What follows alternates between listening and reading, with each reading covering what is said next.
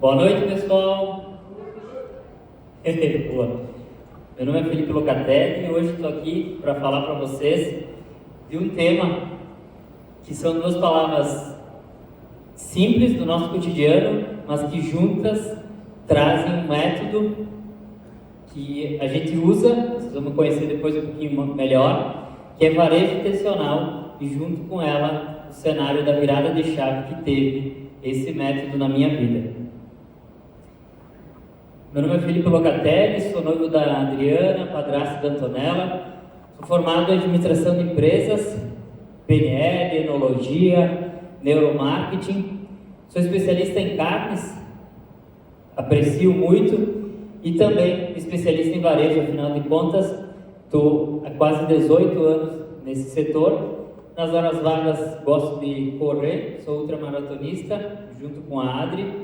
A gente corre muito por aí.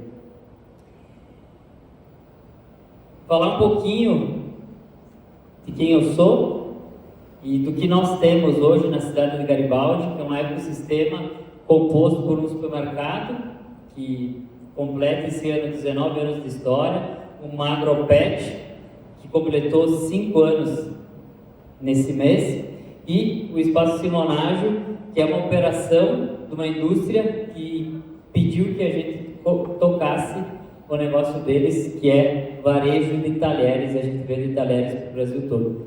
Todos eles na mesma rua, com os mesmos vizinhos, com as mesmas conexões. Todos eles são baseados em uma frase que a minha mãe, que já é falecida, que fundou o mercado, que é: antes ganhar quem está ao seu lado do que conquistar o mundo. Todos os nossos negócios têm como valores resultado, respeito e transparência. Qualquer um deles, tanto para contratar, para demitir, para aderir a novos mercados, criar novos relacionamentos, novos negócios, se baseiam nessas 3 palavras, nesses 3 valores. Nós temos como posicionamento de cada negócio, obviamente, diferente, porque por mais que estão na mesma rua, no mesmo bairro, com os mesmos vizinhos, eles têm papéis diferentes e, obviamente, posicionamentos diferentes. No mercado, a gente se posiciona como a melhor carne, melhor café, melhor atendimento. A Agropet, a gente se posiciona como a mais conveniente da cidade, e o Espaço Simonágio é o varejo da fábrica. Eu trago aqui a simbólica linha do tempo do nosso ecossistema, e eu peço uma atenção especial a essa última parte aqui, onde normalmente a gente se sente perdido no início do negócio. Lá em 1980, quando meu pai botou o primeiro negócio dele, a gente costuma se sentir perdido, mas no nosso caso, a gente veio muitos anos e muitos momentos em instinto e em estado de sobrevivência, mas aqui, em 2023, é onde a gente para e olha para trás e se pergunta: o que a gente fez que deu certo, e por que deu certo, o que a gente fez que deu errado e por que deu errado.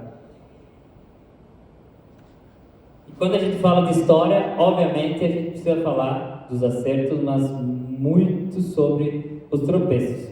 Na nossa história, como um supermercado, a gente sempre fez muito sorteio, mas nunca ficamos contentes com nenhum sorteio que a gente realizou na nossa história. Por mais certo que fosse, não era justo, porque o cliente que mais comprava muitas vezes não ganhava nada, e o cliente que vinha muito pouco acabava muitas vezes levando o primeiro prêmio. Nós pagamos muitas multas rescisórias. A nossa jornada, principalmente quando a gente não conseguia ter resultado, a gente delegava uma responsabilidade nossa para a agência de marketing que a gente contratava, para o nosso contador, para a empresa que vinha fazer comunicação visual, ou seja, a gente delegava a nossa responsabilidade para todos que chegavam lá, e aí prometiam mundos e fundos, e nós contratávamos e não entregavam resultado, nunca iriam conseguir entregar resultado, porque a responsabilidade do negócio é nossa. Eu, e obviamente a empresa, teve por muito tempo uma agenda cheia de isopor, uma agenda lotada, tempo curto, pouco tempo em casa, baixíssima qualidade de vida, inclusive em vários momentos problemas de saúde que isso ocasionava, porque tu estava sempre em contato com pessoas diferentes, sempre construindo algo do nada que levava para nada, ou seja, uma agenda cheia, mas que não trazia resultado nenhum, não tinha peso nenhum. A gente deu muito tiro para o alto, muito, desprendeu uma energia gigante e não dá em nada. E muitas vezes, mais uma vez, a gente depositava uma coisa que era nossa na mão do outro. E o ápice, eu falo dessa história do guisado de 99 centavos, é quando eu tinha um cliente que ele tinha a criação de dog alemão. Quem não conhece, dog alemão é um cachorro grande, participa de competições, e esse cara andava de Hilux, ele tinha essa criação de dog alemão, participava do campeonato na Argentina, e ele me pediu se eu não tinha nada para dar para os cachorros dele por 99 centavos, ou que ficasse aí R$1. E eu disse, não, eu vou em busca. E aí peguei no catálogo de um frigorífico de frango, e lá dizia CMS, carne mecanicamente separada, e custava 70 e poucos centavos. Eu falei, tá aí o produto para o meu cliente. Comprei, eu disse, imagina, vou ganhar 20 centavos, uma baita operação, vou atender o cliente que andava de Hilux, criava dog alemão e participava do campeonato na Argentina, vendendo o quê? Carne mecanicamente separada a 99 centavos o quilo, enquanto ele ia no meu concorrente comprar vinho importado, picanha e filé mignon. E aí, quando aquela carne veio, deu muito mais trabalho do que a gente imaginava, e enquanto eu manipulava aquela carne, me corroendo de raiva, eu pensava, um dia isso vai ser diferente. E eu fui percebendo que no varejo o que importa é o outro lado do balcão, o que importa é quem está do outro lado do balcão. É qual a história dele, dela, o que ele faz, o que ele não faz, quais são os hábitos dele, qual é a rotina da pessoa que está do outro lado do balcão. E que quando tiver tudo errado na loja, o que vai acalmar é o olhar que a gente tem no olho do cliente. É o olhar que a gente transparece para o cliente.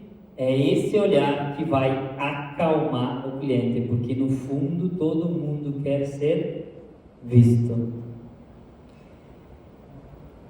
E eu fui percebendo também que a garantia do futuro não era venda, não era preço, era valor que eu conseguia gerar sobre o meu produto, sobre a minha marca. Mas como eu vou conseguir gerar valor em cima de um produto se eu sou varejo? E aí a gente vai para o ramo de marcas próprias, e eu sempre me perguntei, sempre fui muito inquieto, e eu sempre me questionava, por que precisamos fazer igual a todo mundo? E eu olhava ao meu redor e via muitos donos de supermercados doentes, sobrepeso, quinto casamento, baixa qualidade de vida. Eu não quero ser assim. E sempre me questionava, o que dá resultado de fato? Como eu faço para ter o resultado que eu quero? E como eu consigo atrair o cliente que eu quero, não o cliente que chega, não o cliente que está passando, mas como eu atraio o cliente que eu quero?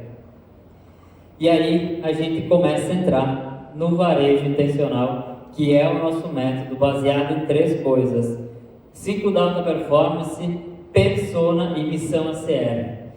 O ciclo da alta performance, ele se baseia em 5 checkpoints. Primeiro ponto, a gente precisa definir qual é o nosso objetivo, qual é a nossa meta. Qual é a meta do CEO? Qual é o objetivo do CEO na empresa? Ok, esse é o meu objetivo. Eu pego esse objetivo e defino 2, no máximo 3 atividades alavanca. 2 ou 3 atividades que vão mudar o resultado do meu objetivo. Quando eu descobrir o que de fato me dá resultado, eu pego isso e jogo para a minha agenda. Ou seja, lá na minha agenda vai ter prioritariamente as minhas atividades alavancas. O que me dá resultado de verdade. E é muito pouco, normalmente é o que a gente não gosta de fazer, o que a gente procrastina. É isso que dá mais resultado. E para intensificar o resultado através da agenda, fazendo atividade alavanca, eu defino ferramenta. Quais são as ferramentas que vamos auxiliar? São reuniões, são rituais de encerramento, é inteligência artificial, é agenda do Google, é o Trello, é papel de pão, caneta, lápis, carvão, pedra, tanto faz, mas tem que definir. Também aqui quantidade não é qualidade, não é resultado.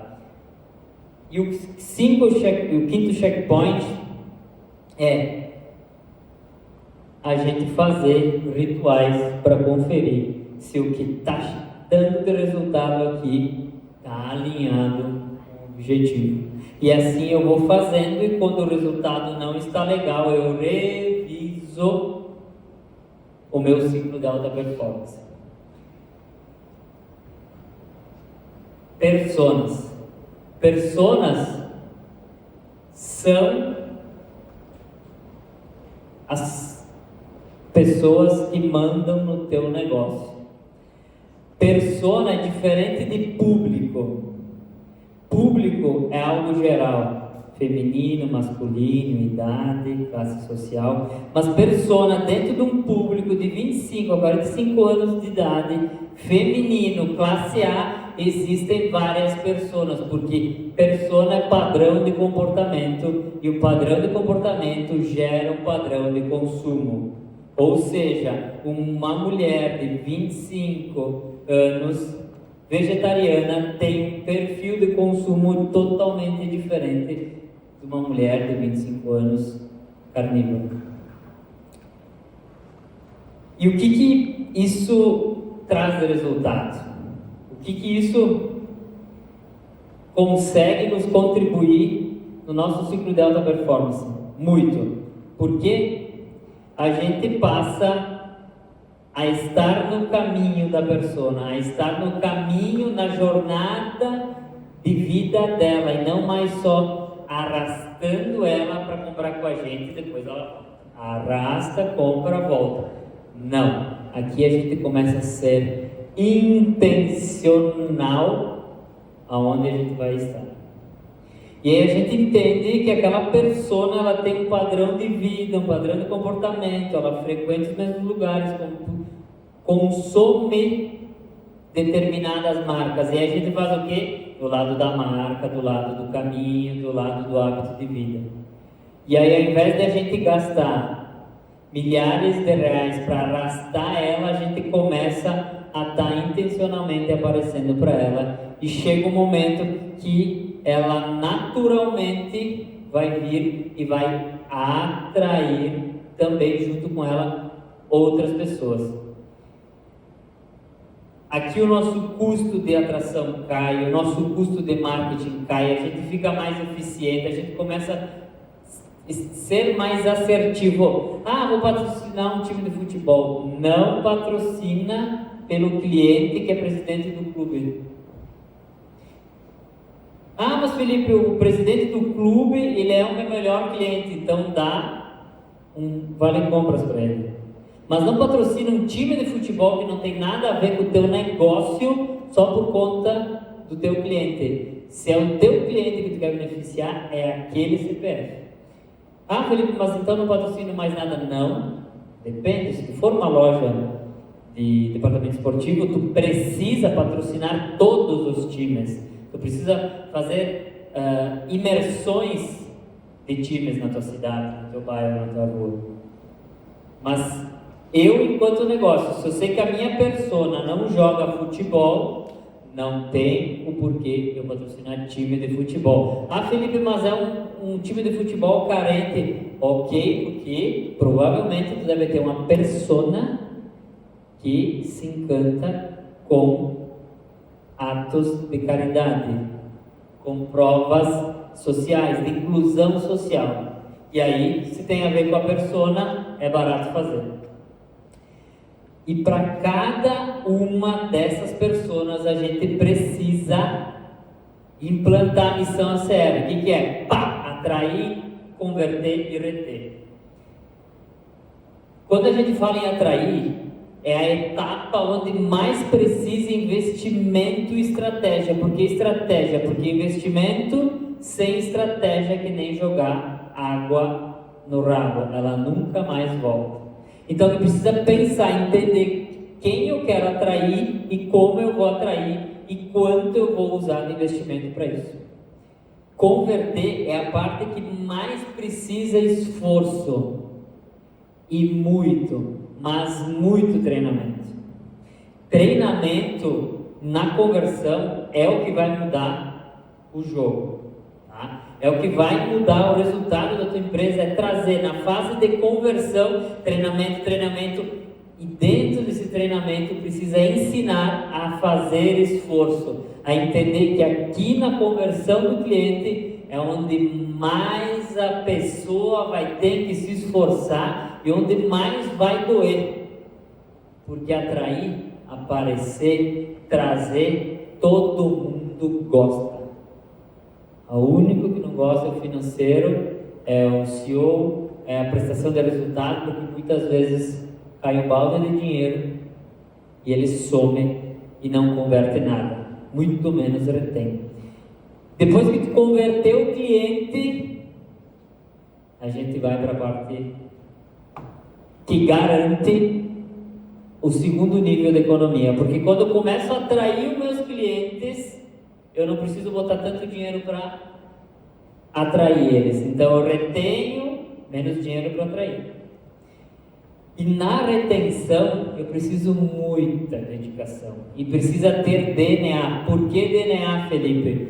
Porque se a tua empresa não tem o carisma, não tem a cultura de olhar no olho do cliente e falar assim: muito obrigado, encontrou tudo o que tu precisava, não vai ter dinheiro que compre o teu DNA, que mude o teu DNA da noite para o dia. Então a retenção, ela vai precisar uma dedicação, inclusive do CEO, do dono, do gestor, porque é ele que tem que dar o exemplo. Se o dono chega da empresa e não cumprimenta os clientes, teus funcionários não vão cumprimentar. Pode treinar o quanto tu quiser. Se tu não fizer, teu funcionário não vai fazer. Então, quer reter é dedicação. Eu conto sempre uma história que o negócio que é campeão em atrair, converter, reter é o circo.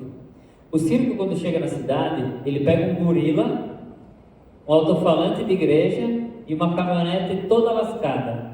Bota o gorila na caçamba, o alto-falante de igreja em cima do teto e sai pela cidade. E aí tu não sabe se é o padre cantando ou o circo anunciando. O que o circo faz? Ele vai no posto de gasolina e entrega um maço assim de ingresso grátis para o frentista distribuir para os clientes.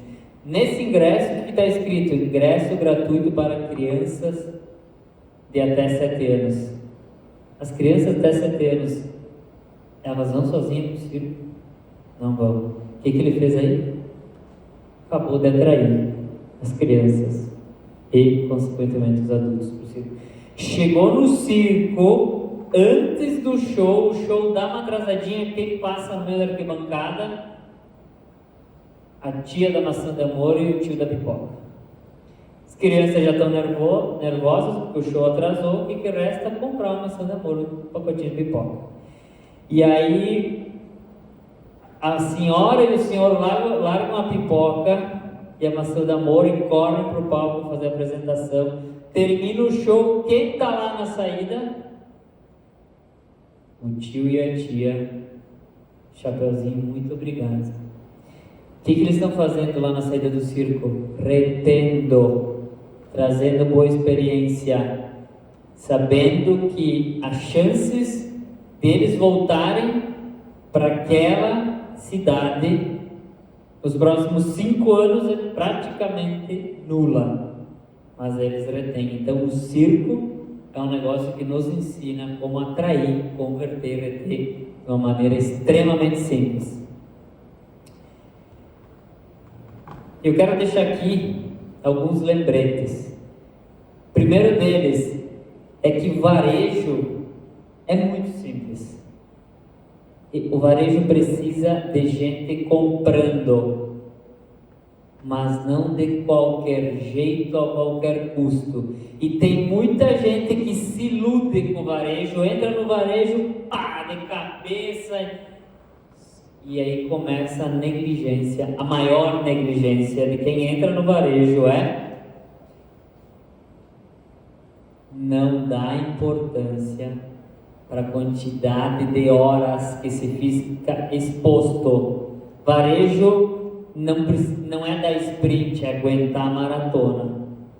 Não adianta, hoje trabalhou até meia-noite, dá um intensivão. Amanhã às 8 a loja precisa estar linda, bonita, esperando o cliente.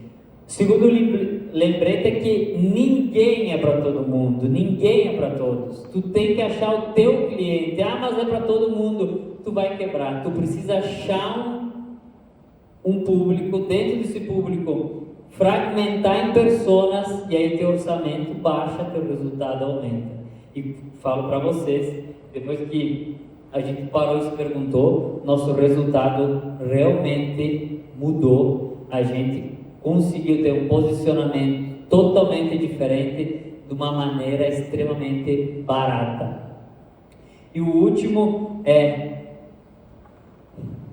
esse para mim sempre foi e sempre vai ser o maior lembrete que nós do varejo precisamos ter na nossa cabeça. O que importa é o outro lado. Não importa o que tu acha, como tu tá, o que importa é quem está do outro lado do balcão. Quem é essa pessoa? Ela tem nome, ela tem sobrenome, também tem CPF, conta bancária, que é importante para nós precisamos entender.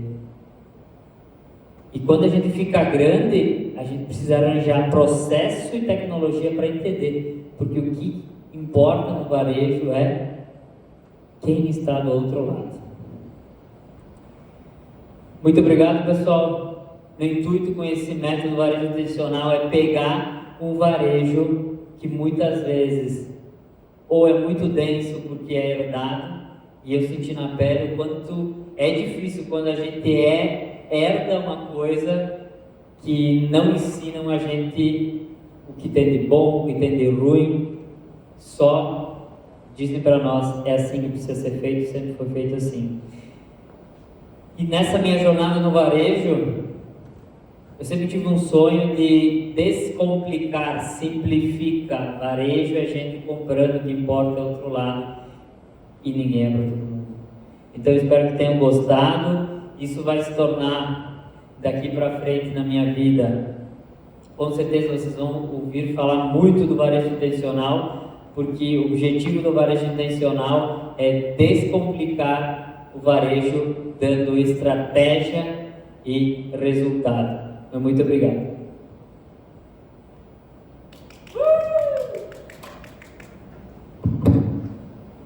Show de bola! Quer que eu pause aqui?